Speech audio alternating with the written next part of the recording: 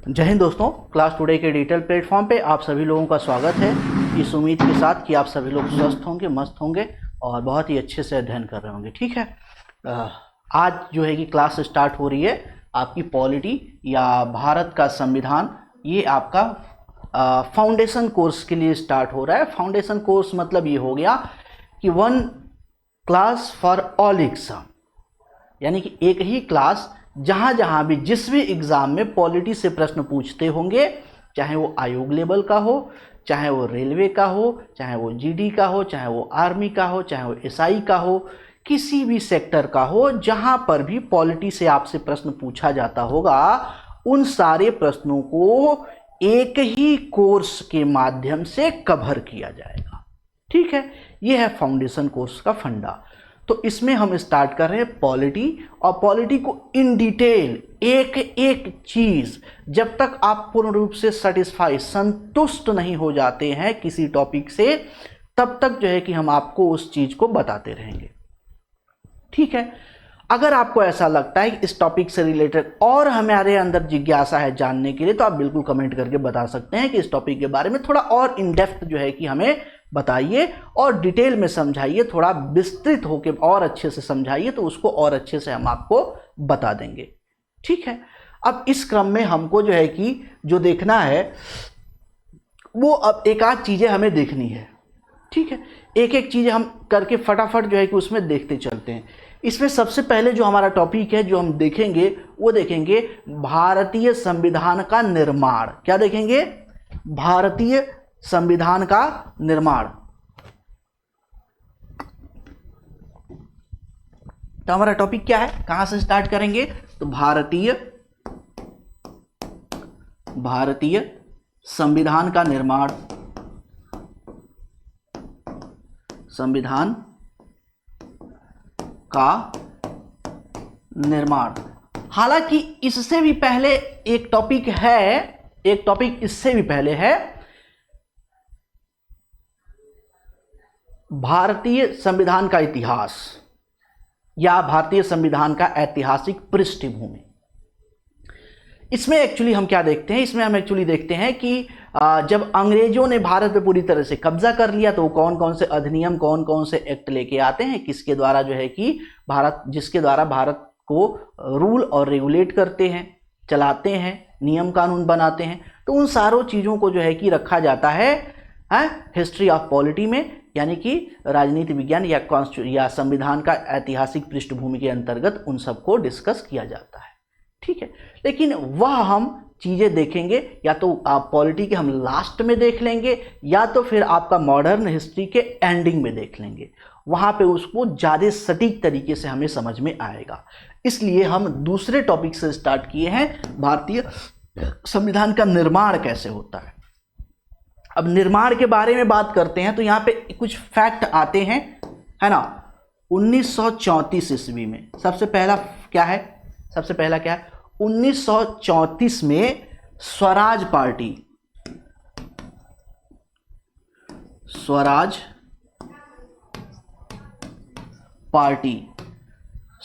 Party के जो है कि M.N.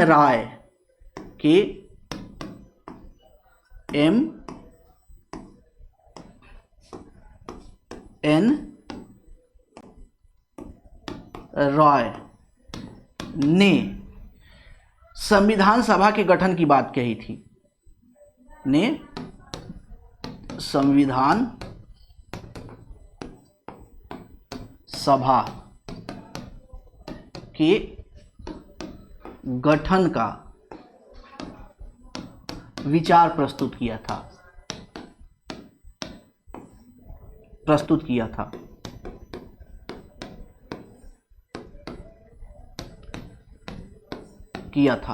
ठीक है, तो इस चीज को आपको याद रखना है। याद इसलिए रखना है कि ये बार बार आपसे पूछा जाता है कि दोनों चीजें पूछी गई है। दोनों चीजें क्या क्या पूछी गई? एक तो ये पूछा गया है कि भारतीय संविधान के निर्माण का विचार सबसे पहले किस पार्टी ने रखा? तो स्वराज पार्टी ने रखा। ठीक है, किस व्यक्ति ने रखा? तो स्वराज पार्टी के M.N.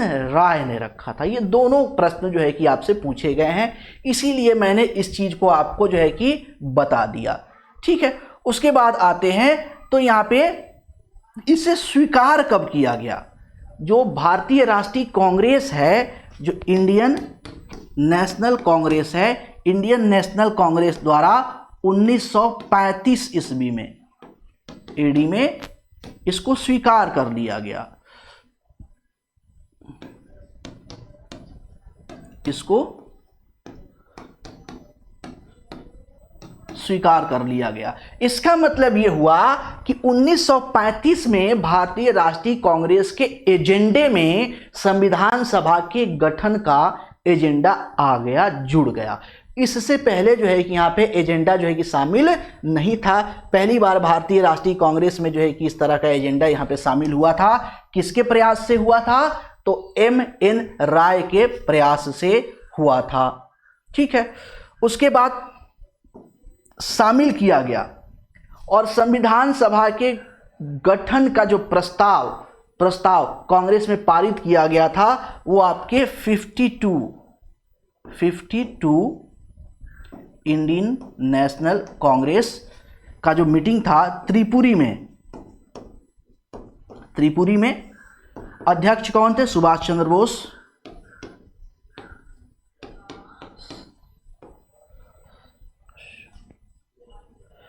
सुभाष चंद्र बोस।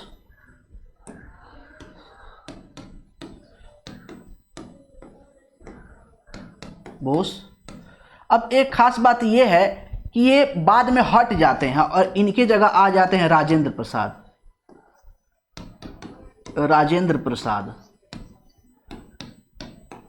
प्रसाद यहाँ पे अध्यक्ष बन जाते हैं। ये वही जो है कि आपका ये टाइम कब था? तो 1939 का टाइम था। 1939 का टाइम था और इस समय जो है कि थोड़ा सा दिक्कत हो गया था।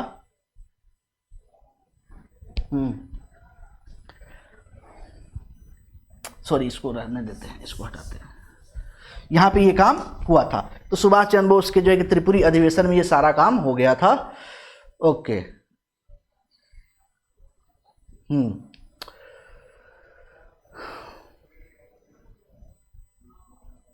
पारित हुआ।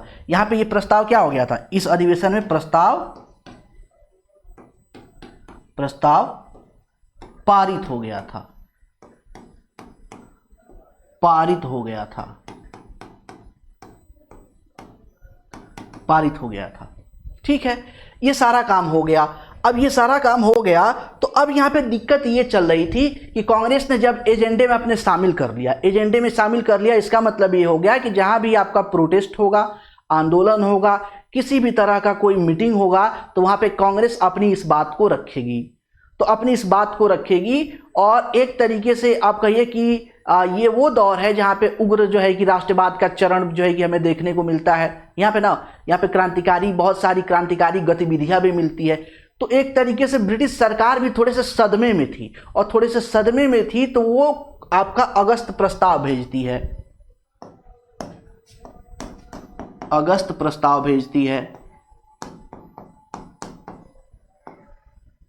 अगस्त प्रस्ताव 1940 में अगस्त प्रस्ताव भेजती है और अगस्त प्रस्ताव के समक्ष जो है कि इंडियन नेशनल कांग्रेस अपनी बात रखती है कि हम अपना जो है कि संविधान खुद से बनाना चाहते हैं। क्या बात रखी जाती है?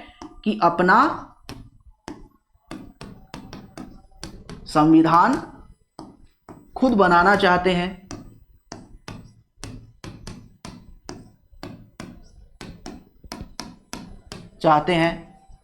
और इस बात को जो है कि अगस्त प्रस्ताव द्वारा स्वीकार कर लिया जाता है।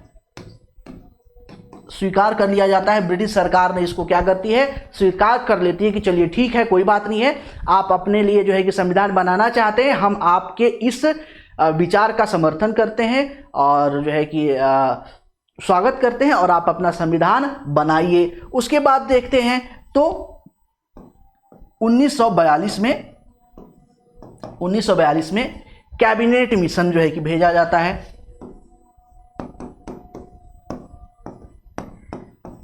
कैबिनेट मिशन भेजा जाता है।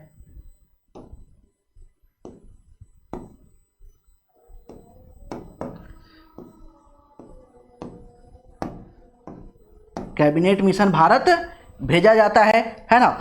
और कैबिनेट मिशन में जो है कि आपके सर स्टेफोर्ड क्रिप्स इसके अध्यक्ष बनाए जाते हैं।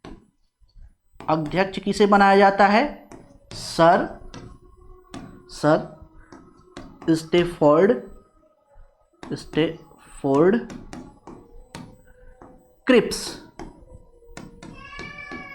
को क्या किया जाता है? इस पे जो है कि अध्यक्ष बना दिया जाता है और इनकी अध्यक्षता में जो है कि क्रिप्स मिशन जो है कि यहां पे, या कह लीजिए कैबिनेट मिशन भेज दिया जाता है। ठीक है। अब इसमें और दो लोग थे, इसमें एक और थे, लॉर्ड पैंथिक लॉरेंस। एक तो ये थे है ना। क्यों जानना जरूरी है? पूछा जाता है प्रश्न। दूसरे व्यक्ति थे लॉर्ड पैंथिक लॉरेंस।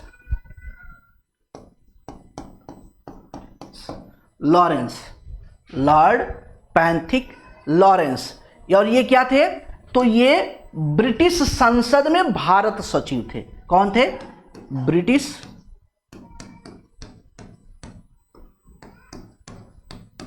संसद में भारत सचिव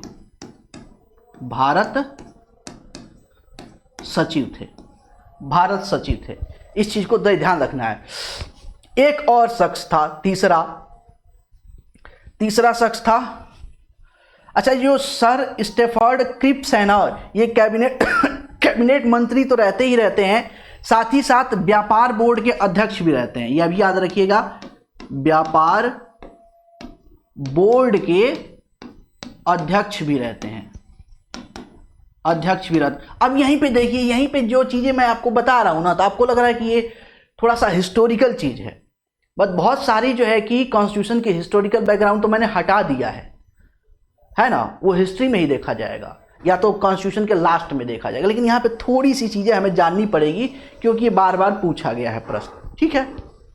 तो सर स्टेफोर्ड क्रिप्स जो है कि कैबिनेट मंत्री थे संसद में, साथ ही साथ व्यापार बोर्ड के अध्यक्ष भी थे। इनके साथ आपके लॉर्ड पैंथिक लॉरेंस ब्रिटिश संसद में भारतीय सचिव थे, ये आए थे। एक पर्सन और आए थे, एवी अलेक्जेंडर। तीसरे शख्स थे एवी अलेक्जेंडर।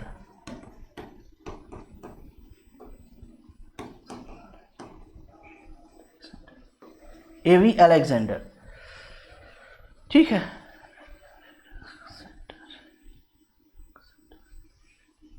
एवी अलेक्जेंडर, ये तीन लोग जो है कि यहां पे शामिल थे। अब यहां पे प्रश्न ये पूछता है कि निम्नलिखित में से कौन कैबिनेट मिशन का सदस्य था, या निम्नलिखित में से कौन कैबिनेट मिशन का सदस्य नहीं था। जैसे फाउंडेशन क्लास स्टार्ट हो रहा है, तो साथ ही साथ आज के ही क्लास में मैं आपको लगभग 24-25 प्रश्नों को दिखाऊंगा कि कैसे जो है कि प्रश्न पूछे गए हैं। तो ऐसे करके यहां से प्रश्न पूछे गए हैं। तो ये बात यहां पे हमें क्लियर बात जो है कि आ जाती है। ठीक है। अब क्रिप्स मिशन आ जाता है, कैबिनेट मिशन आ जाता है, और कैबिनेट मिशन के अकॉर्डिंग देखा जाए तो कैबिनेट मिशन के अकॉर्डिंग संविधान सभा के निर्माण या गठन की बात फिक्स हो जाती है। हालांकि बहुत सारे जो ब्रिटिश अधिकारी कहते हैं कि भैया देखो, सारी बातें एक तरफ है, बट तुम भारतीय अभी इतना कहां जो है कि विकसित हो पाए हो, इतना तुम्हारे पास ज्ञान कहां से है कि तुम जो है कि संविधान का निर्माण कर लो। ऐसा हो ही नहीं सकता। महात्मा गांधी निकल के आते हैं और महात्मा गांधी कहते हैं कि भारतीय जो आपकी संविधान सभा है, वह अकेले ही संपूर्ण विश्व भारत के लिए संविधान का निर्माण कर सकती है। क्या बोलते हैं महात्मा गांधी?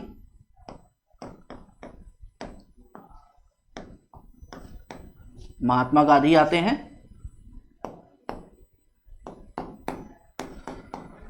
महात्मा गांधी कहते हैं कि भारतीय संविधान सभा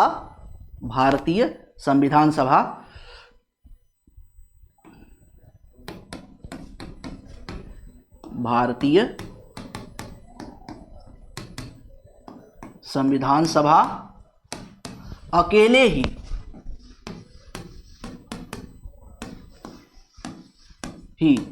पूरे भारत के लिए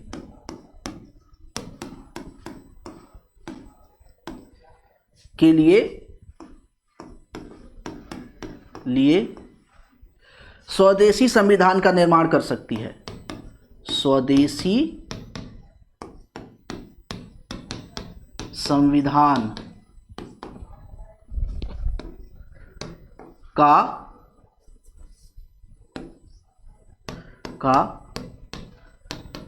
निर्माण कर सकती है तथा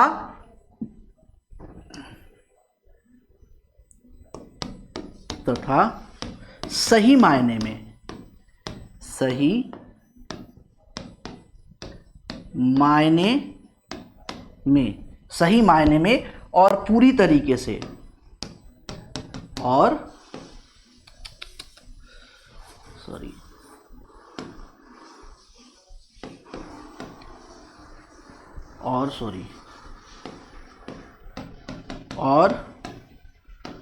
पूरी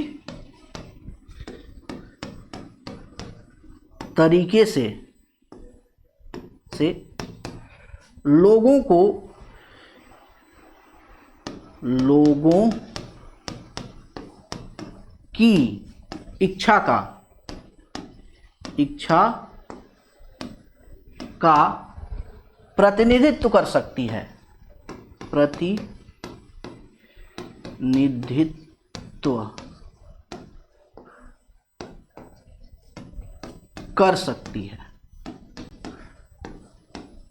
कर सकती है। ये बात किसने बोला?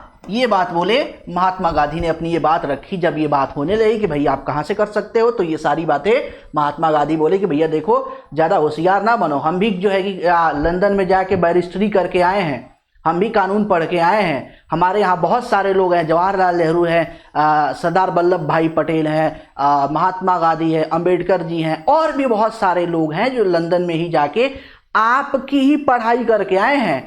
तो आपके पास जितना ज्ञान है ना, उतना ही ज्ञान हमारे पास भी है। बस हमारे और आप में फर्क क्या है? तो आप जो है कि शोषणकारी व्यवस्था में जो है कि पड़े हुए हो, भारतीयों का शोषण करना चाहते हो, जबकि हमारे अंदर राष्ट्रीय भावना और अपनत्व की भावना है। तो हम जो संविधान बनाएंगे वो सही बनाएंगे। तो वही बोलते हैं कि भारतीय संविधान सभा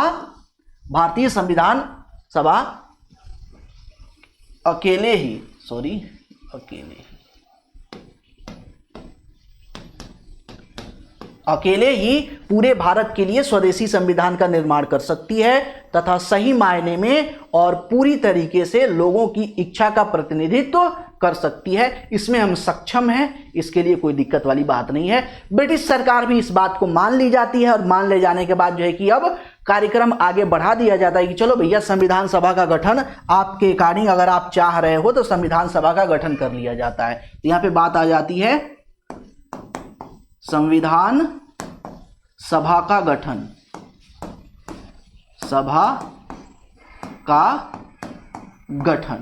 और संविधान सभा की गठन की बात की जाती है तो पहले टोटल सीट निकाली जाती है। टोटल सीट निकाली जाती है तो ये होता है आपका, टोटल सीट देखा जाए तो 389 टोटल सीट होती है। कितनी सीट होती है? 389 टोटल सीट होती है। अब इसमें दो बंटवारे कर दिए जाते हैं। एक तो इसमें बंटवारा कर दिया जाता है देसी रियासतों के लिए। देसी रियासतों को 93 सीट दे दी जाती है, ठीक है। और उसके बाद अन्य जो है कि जो क्षेत्र भारतीय क्षेत्र हैं, ब्रिटिश सरकार के जो क्षेत्र हैं, ब्रिटिश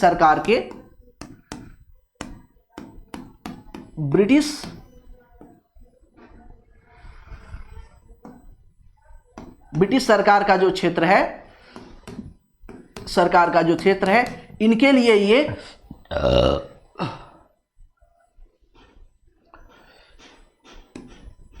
296 सीट देते हैं। कितना सीट देते हैं? 296 सीट देते हैं। अब देखो यहां से हर एक चीज आपको जो है ना ग्राफ के अकॉर्डिंग माइंड में फिक्स करना होगा। देखो पीछे का जो था ना वो थोड़ा पॉइंट था, जो क्वेश्चन पूछे गए थे डायरेक्ट आपको एग्जाम में, तो वो चीज मैंने आपको वहां पे आपको बता दी।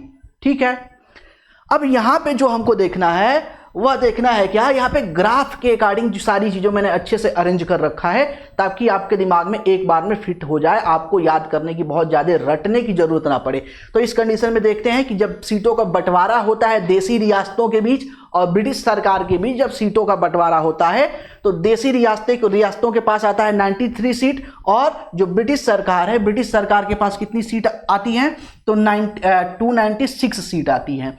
बट ये इसमें भी अब दो भागों में बांटा जाता है। क्यों? क्योंकि डायरेक्ट जो है कि एक ब्रिटिश सरकार द्वारा और कुछ जो है कि ब्रिटिश प्रांतों के आयुक्त द्वारा शासित किया जाता था। तो इसमें भी इसको दो भागों में बांटा जाता है, दो भागों में बांटा जाता है। तो दो भागों में बांटा जाता है तो इसमें देखा जाता है कि एक जो 11 गवर्नर्स,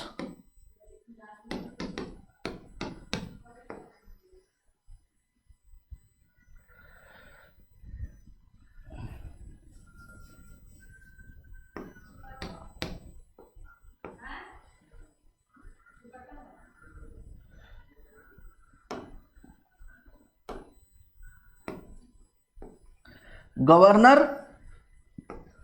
के प्रांत की बात करते हैं, प्रांत, और उसके बाद यहां पे बात करते हैं तो यहां पे आता है आपका प्रमुख आयुक्त, 4 प्रमुख आयुक्त,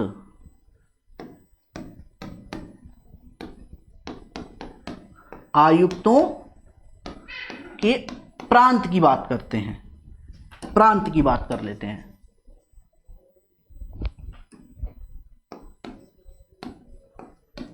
प्रांत की बात करते हैं तो यहां पे देखते हैं, तो यहां पे देखते हैं तो आपका 292 हो जाता है। कितना हो जाता है? 292 सीट हो जाती है लास्ट में आते आते, और यहां पे 4 सीट हो जाती है, 4 सीट यहां पर हो जाती है। तो इस तरीके से सीटों का बंटवारा होता है। इस ग्राफ को आपको माइंड में याद रखना है। टोटल भारत में कुल कितनी सीटें थी? 389 थी। उसमें से 93 देसी रियासतों को, 296 आपके ब्रिटिश सरकार को दे दिया गया। ब्रिटिश सरकार में भी 2 क्षेत्र थे, एक प्रमुख जो है कि जो आपके आयुक्तों द्वारा प्रांत जो शासित किया जाता था और एक ब्रिटिश गवर्नर द्वारा जो शासित किया जाता था। तो ब्रिटिश गवर्नर क्षेत्र को आपको 292 दे दिए गए, बाकी आपके 4 सीट जो है कि प्रमुख 4 प्रमुख आयुक्त के जो प्रांत थे उनको एक एक सीट दे दिया गया। तो इस तरीके से ये सारा कार्यक्रम फिक्स कर दिया गया। ठीक है, अब यहां से सवाल ये आता है कि जो सीटों का बंटवारा था वो किस आधार पे हुआ? सीटों का बंटवारा किस आधार पे हुआ? यह भी प्रश्न आपसे बार बार पूछा जाता है कि सीटों का बंटवारा एक्चुअली किस आधार पे हुआ था। तो याद रखिएगा कि सीटों का बंटवारा, सीटों का बंटवारा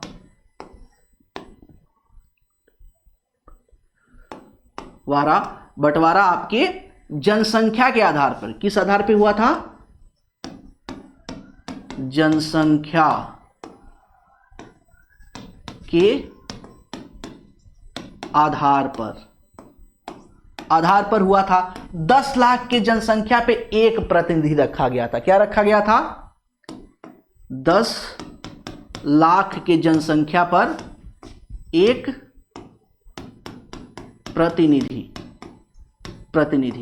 एक प्रतिनिधि यहां पे रखा गया था। ठीक है, एक प्रतिनिधि रखा गया था। ये दोनों प्रश्न पूछा जाता है। अगर छोटे मोटे एग्जाम में देखेंगे तो प्रश्न पूछा गया है कि जो सीटों का जो संविधान सभा के लिए जो चुनाव हुआ था उसमें सीटों का बंटवारा किस आधार पे हुआ था? तो जनसंख्या के आधार पर हुआ था। ध्यान दीजिएगा, जनसंख्या में कितने जनसंख्या पर एक सीट रखी गई थी? तो 10 लाख के जनसंख्या पर एक सीट रखी गई थी। ठीक है, अब यहां पे देखा जाए तो यहां पे कोई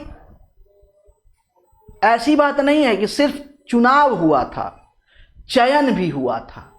यानी कि यहां पे जो संविधान सभा में सदस्य थे, संविधान सभा के सदस्यों का चुनाव व चयन दोनों हुआ था।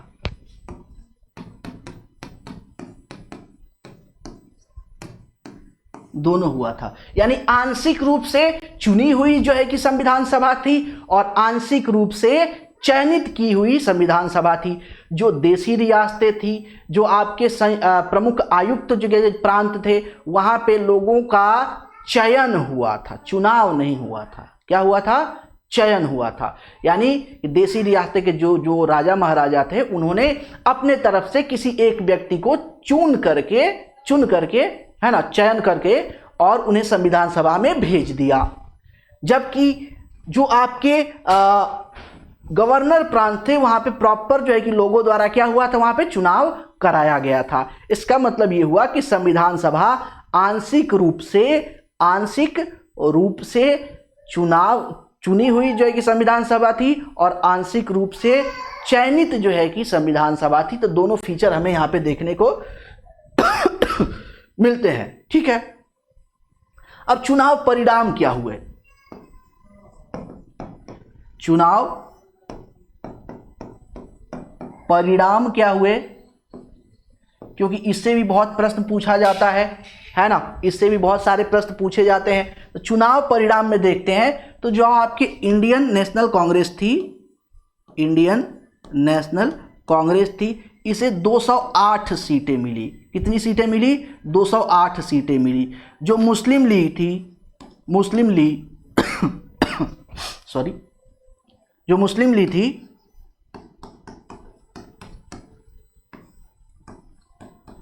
थी, मुस्लिम लीग को टोटल आपके 73 सीट मिली, 73 सीट मिली, है ना। इसी तरीके से आगे देखते हैं, एससी को देखते हैं तो 26, और एसटी को देखते हैं तो 33। अन्य को देखते हैं, अन्य टोटल कितनी सीटें थी? तो अन्य के पास 15 सीटें थी, 15 सीटें थी। यह भी प्रश्न पूछा जाता, निर्दलीय कितने चुने गए थे? तो निर्दलीय 8 थे।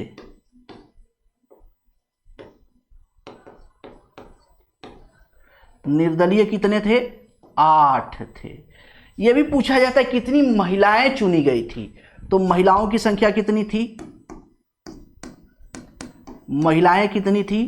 तो महिलाएं भी यहां पे क्या थी? 15 थी, है ना। महिलाएं भी यहां पे क्या थी? 15 थी। इस चीज को आपको क्या करना है? ध्यान देना है प्रॉपर।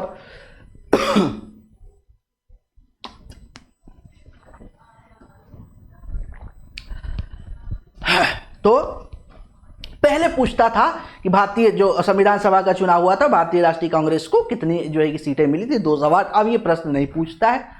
छोटे मोटे एग्जाम में कभी पूछ ले तो अलग बात है, नहीं तो ये सामान्य चीजें नहीं पूछी जाती हैं। मुस्लिम लीग को कितनी सीटें मिली थी? ये पूछा जाता है। एससी को कितनी सीटें मिली थी? 26, ये भी पूछा जाता है। एसटी को कितनी मिली थी? 33, ये भी पूछा गया है।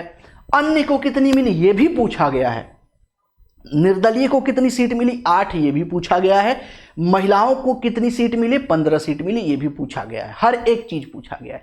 अब यहाँ पे महिलाओं में जो है ना, महिलाओं में 15 महिलाओं का जो है कि आपका संविधान सभा में चुनाव हुआ था। तो सबको जानने की जरूरत नहीं है, लेकिन आपको 4-5 जो है कि बहुत प्रमुख, बहुत फेमस जो है कि महिलाएं हैं जो चुन करके भारतीय संविधान सभा में आई थी, शामिल हुई थी। तो उन महिलाओं के बारे में थोड़ा सा जो है कि हमें जानना है।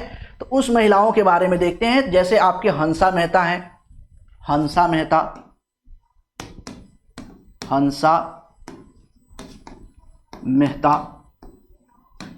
मेहता को देखते हैं। तो ये बॉम्बे से चुन के आई थी। कहां से? बॉम्बे से चुन के आई थी। वैसे ही नेक्स्ट है आपकी राजकुमारी अमृता कौर,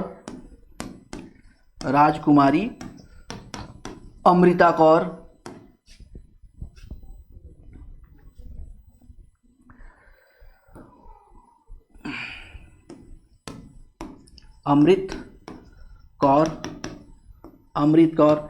इनके बारे में बात करते तो मध्य प्रांत बरार से, मध्य प्रांत वरार से,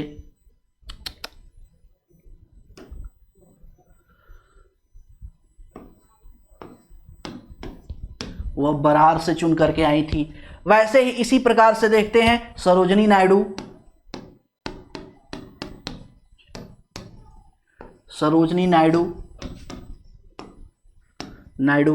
अब ये कुछ बहुत फेमस महिलाएं हैं जिनके बारे में आपसे कभी भी पूछा जा सकता है, या टीजीटी पीजीटी में जाते हैं या आयोग लेवल पे जाते हैं तो इस तरह का प्रश्न जो है कि महिलाओं से बन सकता है। थोड़ा सा डीप ये प्रश्न है बट बन सकता है। अभी तक पूछा नहीं गया है, या हो सकता है आगे हो सकता है कहीं पूछा गया हो। मैं क्वेश्चन बैंक अभी प्रॉपर टटोल नहीं पाया हूँ, देख नहीं पाया हूँ, तो ये चीज़ें जो है कि हो सकता है पूछा गया हो। तो सरोजनी नायडू, सरोजनी नायडू के बारे में देखते हैं। तो ये बिहार से चुन के गई थी। कहाँ से?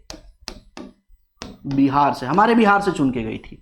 उसके बाद देखते हैं सुचिता कृपलानी, सुचिता कृपलानी,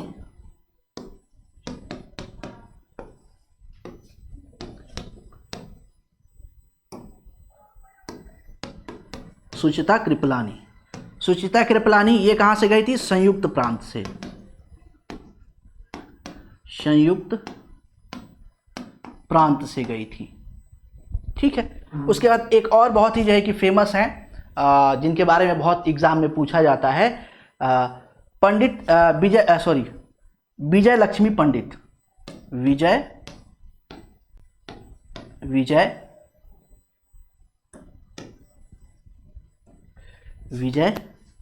लक्ष्मी पंडित, विजय लक्ष्मी पंडित, ये भी आपके संयुक्त प्रांत से चुन के गई थी। तो ये 4-5 महिलाएं हैं जो बहुत ही फेमस हैं, जिनके बारे में बार बार आपसे एग्जाम में क्वेश्चन पूछा जाता है। तो इनके बारे में मैंने थोड़ा सा आपको बता दिया था कि ये भाई साहब देखो ये यहाँ से चुन के गई थी। ठीक है। और डिटेल में बहुत सारी चीज़ें पढ़ने के लिए होती हैं, लेकिन ठीक है उतना ही है कि जहाँ बहुत ज़्यादा बर्डन ना हो, है ना, उसी के अकॉर्डिंग चीज़ों को हमें देखना है। ठीक है। संविधान सभा के सदस्यों का चुनाव हो गया, और संविधान सभा की जो है कि सदस्यों का अगर चुनाव हो गया तो अब क्या होगा? संविधान सभा की कार्रवाई या कार्यक्रम जो है कि स्टार्ट होगा, है ना। संविधान सभा की कार्रवाई, अब हेडिंग क्या होगी हमारी? संविधान सभा की कार्रवाई।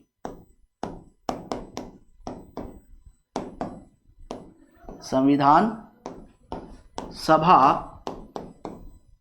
की कार्रवाई।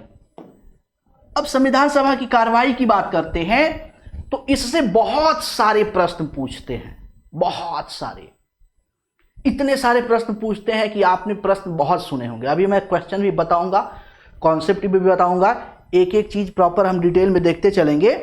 तो एक एक चीज डिटेल में देखते चलेंगे तो सारी चीजें आपके माइंड में क्लिक होती चली जाएंगी कि हाँ हाँ इस तरह का प्रश्न तो पूछा गया है। हालांकि मैं लास्ट में प्रैक्टिस कराऊंगा क्वेश्चन आंसर सेशन का, लेकिन इस चीज को थोड़ा सा यहाँ पे देख लेते हैं। ठीक है। अब इससे कार्रवाई शुरू होती है, और कार्रवाई शुरू होती है, प्रथम बैठक होती है, प्रथम, या आप कह लीजिए, कह लीजिए कि फर्स्ट मीटिंग होती है। संविधान सभा की पहली मीटिंग होती है। कब होती है? तो 9 दिसंबर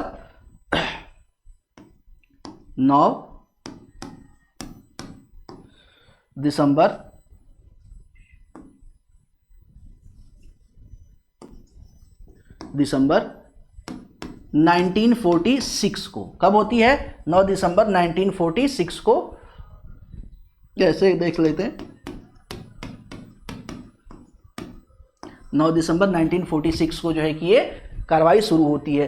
स्थान क्या? पहले टाइमिंग देखते हैं। समय क्या है? समय तो समय देखते हैं 11 बजे, 11 AM to 5 PM। ठीक है। स्थान देखते हैं दिल्ली, दिल्ली का जो संसद था ना, संसद के सेंट्रल हॉल में, संसद के सेंट्रल हॉल में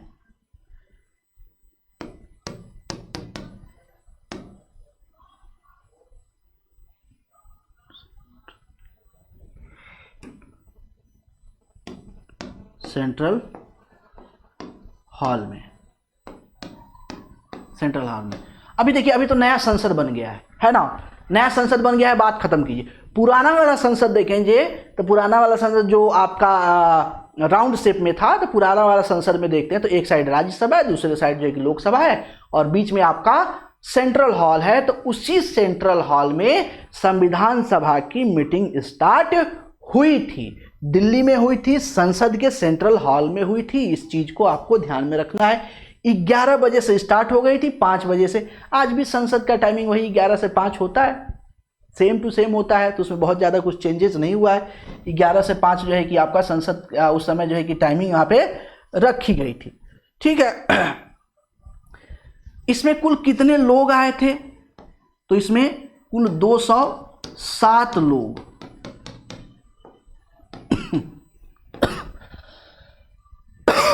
207 लोग शामिल हुए थे। ठीक है, अब जब मीटिंग हो गई तो भाई कोई ना कोई हमारा लीडर होना चाहिए, अध्यक्ष होना चाहिए, चेयरपर्सन होना चाहिए। तो फ्रांस के तर्ज पे सच्चिदानंद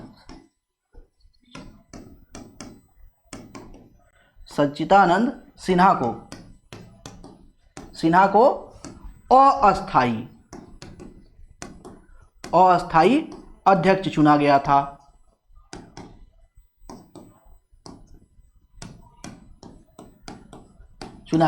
अब वो संविधान सभा में सबसे ज्यादा बुजुर्ग थे और फ्रांस के तर्ज पे ये सारा काम हुआ था। फ्रांस में जो है कि जब अध्यक्ष का चुनाव होता है तो वहां पे जो है कि जो सबसे बुजुर्ग पर्सन होता है उसी को अध्यक्ष बना दिया जाता है। तो सेम इन्होंने जो है कि कॉपी किया, और कॉपी करने में इन्होंने क्या किया कि सच्चिदानंद सिन्हा को जो है कि अस्थायी अध्यक्ष बना दिया।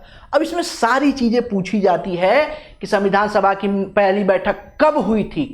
9 दिसंबर 1946 को। कहां हुई थी? दिल्ली में कहां हुई थी? सेंट्रल हॉल में। ठीक है, कुल सदस्य कितने शामिल हुए थे? 207 सदस्य शामिल हुए थे। अस्थायी अध्यक्ष किसे चुना गया था? सच्चिदानंद सिन्हा को चुना गया था। तो ये सारे फैक्ट्स जो है कि आपसे बार बार पूछे जाते हैं, तो इसलिए आपको इस चीज को ध्यान रखना है। अब आगे चलते हैं, नेक्स्ट दूसरी मीटिंग की बात करते हैं। सेकेंड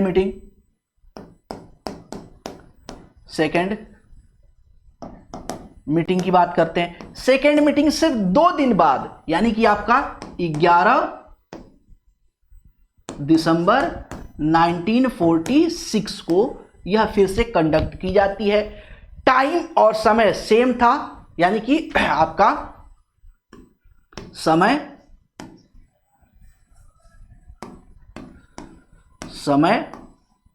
व स्थान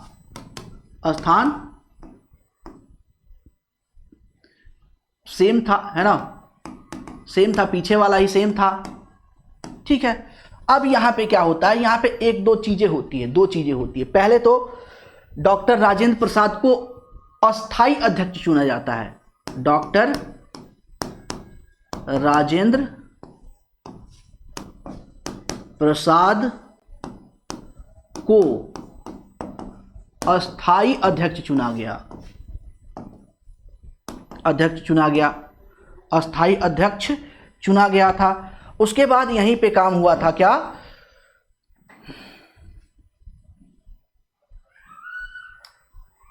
अच्छा, एक चीज और है, ये जो पहली मीटिंग हुई थी ना, पहली मीटिंग में केवल इंडियन नेशनल कांग्रेस के सदस्य शामिल हुए थे।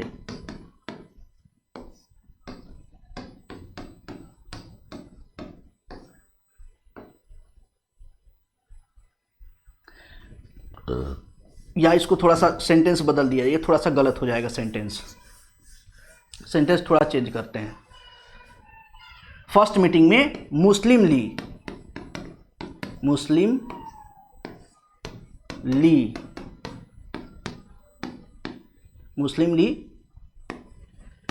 के सदस्य शामिल नहीं हुए थे,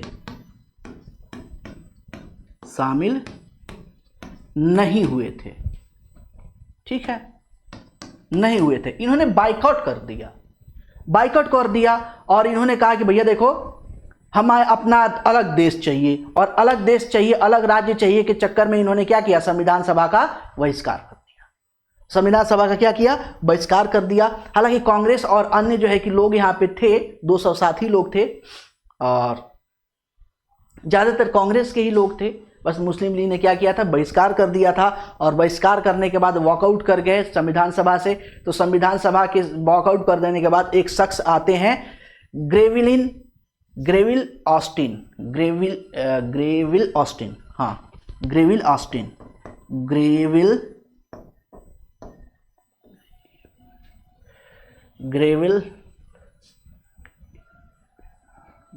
सॉरी थोड़ा कुछ गड़बड़ लग रहा है, सॉरी रुको, ग्रेनविल, हाँ अब सही है।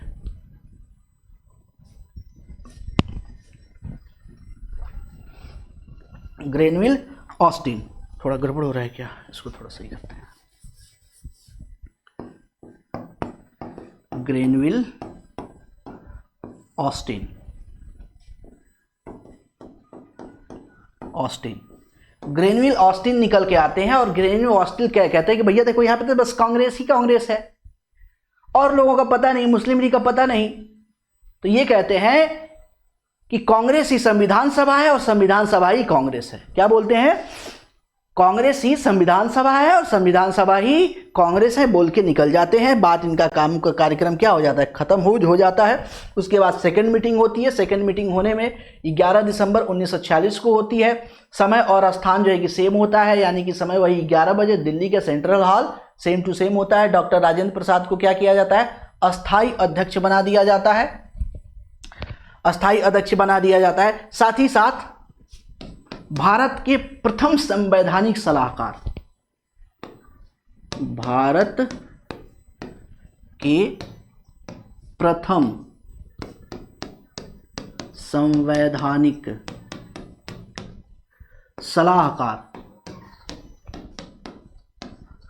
सलाहकार वेनेगल नरसिंह राव को चुना जाता है। वेनेगल नरसिंह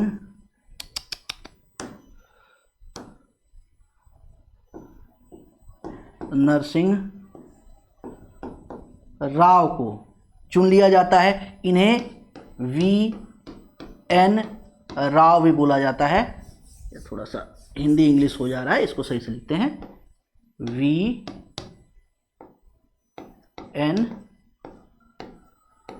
राव भी बोला जाता है, VN राव भी बोला जाता है। तो ये 2-3 चीजें आपको ध्यान में रखनी है। इतना कार्यक्रम हुआ किसमें, सेकंड मीटिंग है। अब आते हैं थर्ड मीटिंग। फिर 2 दिन बाद थर्ड मीटिंग होती है। 2 दिन बाद क्या होती है, थर्ड मीटिंग होती है 2 दिन बाद। थर्ड मीटिंग होती है ना, क्या लिखा है इधर यार, अच्छा मीटिंग छूट गया है। थर्ड मीटिंग होती है आपका 13 दिसंबर 1946 को, ठीक है। अब यहाँ पे बहुत ज़्यादा कुछ काम नहीं होता है, यहाँ पे बस एक ही काम होता है, पंडित नेहरू द्वारा उद्देश्य प्रस्ताव प्रस्तुत किया जाता है। पंडित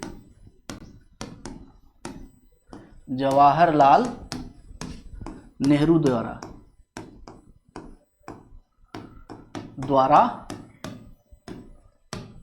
उद्देश्य प्रस्ताव प्रस्तुत किया जाता है।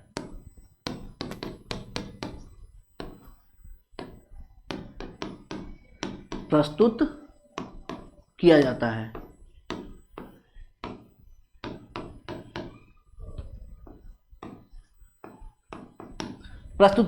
है। ठीक है। ये सारा कार्यक्रम हो जाता है। एक मिनट,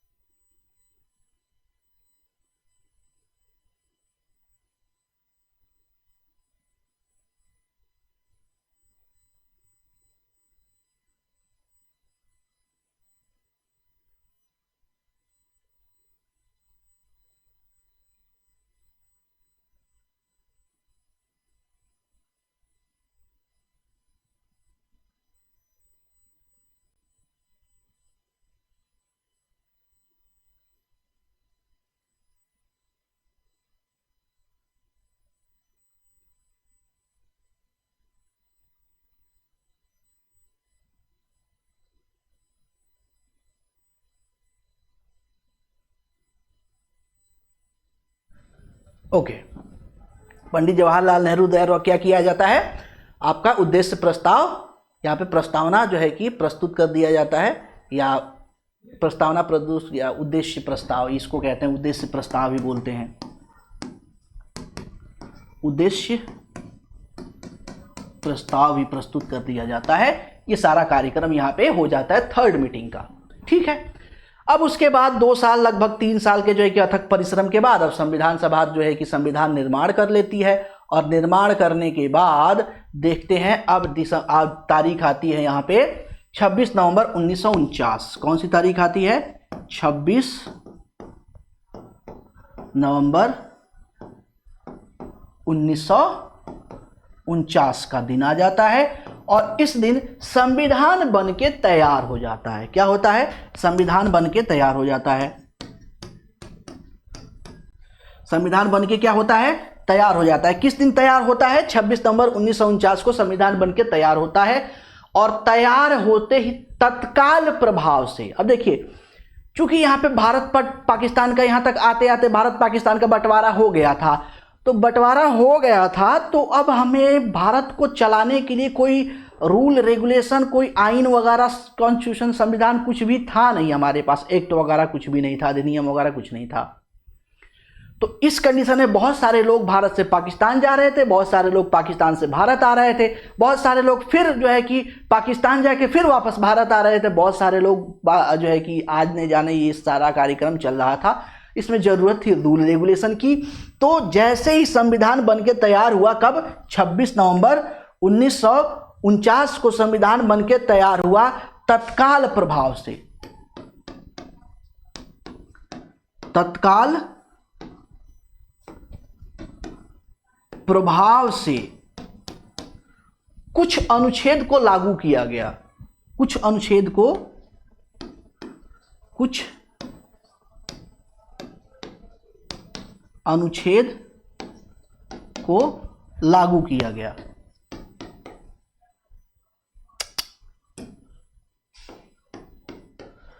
लागू किया गया, लागू किया गया, यानी आंशिक तौर पे, आंशिक रूप से उसी समय संविधान को क्या किया गया? लागू कर दिया गया, जिसमें मुख्य रूप से आपका क्या था? नागरिकता संबंधी जितने भी एक्ट हैं, नागरिकता से संबंधित, नागरिकता से संबंधित जितने भी आपके अनुच्छेद हैं, है ना, 5, 6, 7, 8, 9, 5, 6, 7, 8, 9, ये तत्काल प्रभाव से क्या हो गए? लागू हो गए। इसके बाद देखेंगे तो आपका 60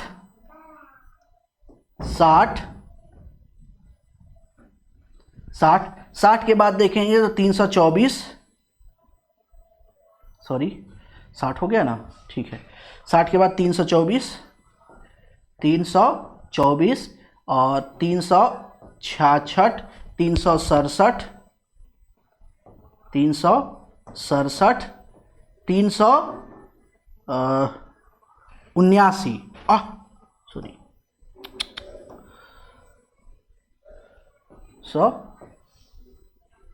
179, ठीक है 379 हो गया। और 379 के बाद आपका आ गया 380, 380, उसके बाद 388, 388, उसके बाद 391, 392 और 393। ये सारे देखते हैं तो ये सारे अनुच्छेद जो है कि क्या होते हैं, तत्काल प्रभाव से, जैसे ही संविधान का निर्माण होता है इन सबको तत्काल प्रभाव से लागू कर दिया जाता है, क्योंकि भारत को चलाने के लिए एक रूल रेगुलेशन की जरूरत थी और वो तैयार हो गया था। तो पूर्ण रूप से तो लागू नहीं किया गया था, लेकिन आंशिक रूप से इसको लागू कर दिया गया था। ठीक है, ये तो कुछ चीजें रही जो पूछी जाती हैं। देखिए अब यहां से बहुत ज्यादा प्रश्न नहीं पूछे जाते हैं, यहां से 2 ही प्रश्न आपसे पूछे जाते हैं। एक प्रश्न पूछा जाता है कि उद्देश्य प्रस्ताव किसने प्रस्तुत किया था, तो उद्देश्य प्रस्ताव जवाहरलाल नेहरू ने प्रस्तुत किया था। ध्यान रखिएगा कब किया गया था, 13 दिसंबर 1946 को किया गया था। ये भी आपको दिमाग में बिठा के रखना है। ठीक है, दूसरा प्रश्न पूछता है कि संविधान आंशिक रूप से कब लागू हुआ था या फिर संविधान कब बन के तैयार हुआ था, तो 26 नवंबर 1949 को बन के तैयार हुआ था, आंशिक रूप से लागू हो गया था। थोड़ा डीप जाके प्रश्न पूछता है कौन कौन से अनुच्छेद जो है कि लागू हुए थे, तो नागरिकता के अनुच्छेद है ना 5, 6, 7, 8, 9 लागू हुए थे। साथ ही साथ आपके जो है कि अन्य अनुच्छेद में देखेंगे 60, 324, 366, 367, 379 और 380, 88, 391, 392, 393। ये चीजें तुरंत प्रभाव से लागू हो गई थी, ये पूछा जाता है। ठीक है, ये सारा कार्यक्रम हो गया। अब ये जो पूरा जो है कि संविधान बना था, इसमें क्या क्या घटित हुआ था, क्या क्या मतलब कि पूरा इसका कार्यक्रम चला था, उसके बारे में देखते हैं। तो कुल बैठक पूछा जाता है, कुल बैठक कितनी हुई, कुल बैठक कितनी हुई है ना। उसके बाद कुल सत्र कितने थे, कुल सत्र कितने थे। इसके बाद देखते हैं तो कुल बहस के दिन कितने थे, कुल बहस के दिन,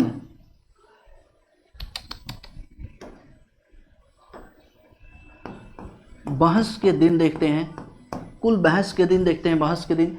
और उसके बाद आ जाता है आपका लागत कितना हुआ, कुल खर्च, या हाँ ठीक है कुल खर्च,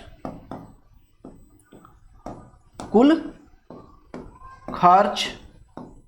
उसके बाद कुल समय,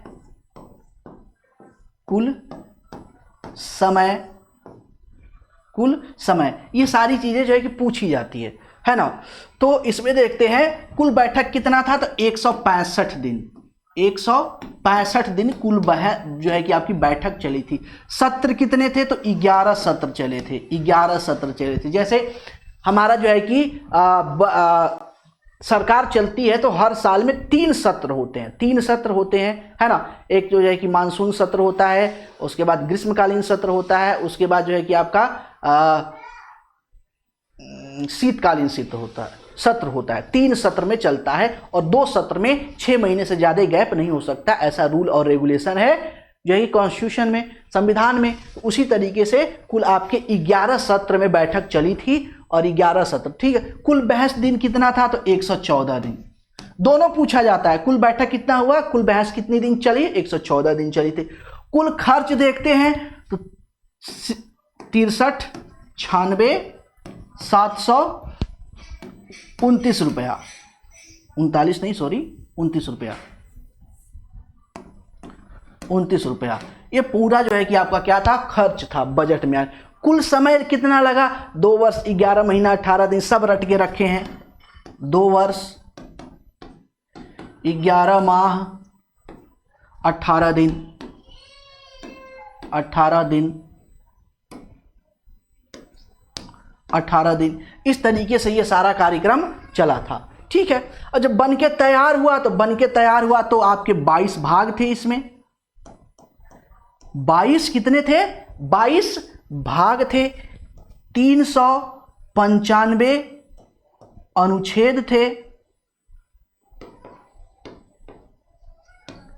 अनुच्छेद थे, और 8 अनुसूचियां थी। 8 क्या थी इसमें?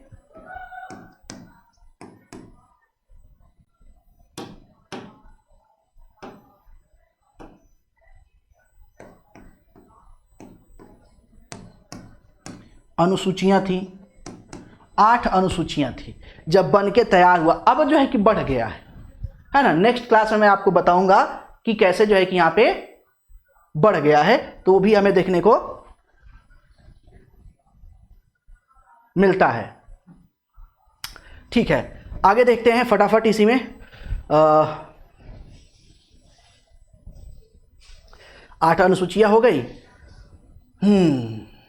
अच्छा, जब संविधान सभा पारित हुआ था तो कुल कितने, ये भी पूछा जाता है कि संविधान सभा में जब संविधान पारित हुआ तो कुल कितने सदस्य जो है कि वहां पे मौजूद